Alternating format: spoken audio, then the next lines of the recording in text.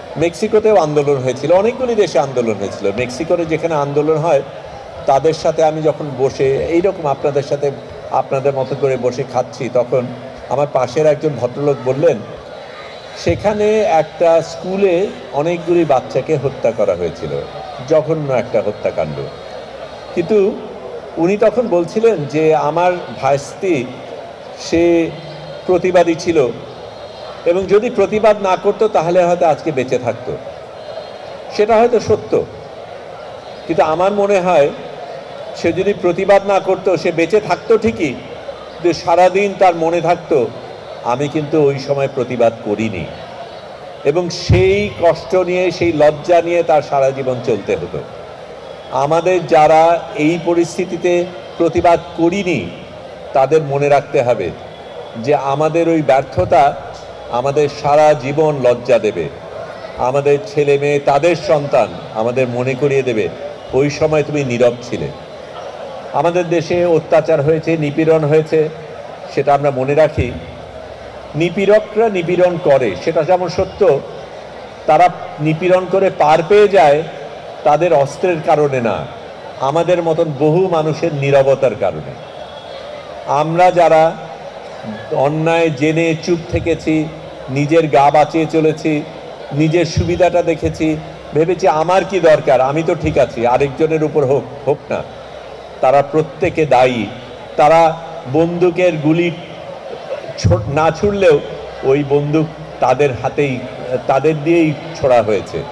আমাদের মনে রাখতে হবে ইসরায়েল যা যা করেছে সেগুলির কথা যদি আমরা ভাবি, তাহলে যেই অত্যাচারগুলি হয়েছে তার মধ্যে অনেকগুলি জিনিস আছে। একটা, তারা ঘর বাড়ি থেকে বিচ্ছেদ, মানুষগুলিকে তাড়িয়েছে, নিজের ঘর বাড়ি থেকে উচ্ছেদ করেছে।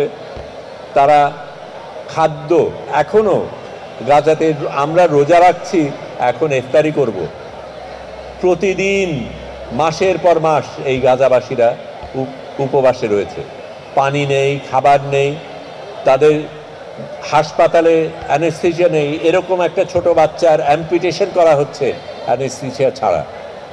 এই জিনিসগুলি যে এই ডাক্তারগুলি করছে, সেই ডাক্তারগুলি আমাদের কাছে এই গল্পগুলি বলেছে। গল্প তো না, এই একেবারে হত্যাযজ্ঞের বর্ণনা। সেই জায়গায় বসে আমরা আজকে এখানে, এটা ঠিক আমরা ইফতারি করব, সেটার জন্য আমরা ধন্য। কিন্তু যারা ইফতারি শুধু না, যারা এক ফোঁটা ইফতারি করা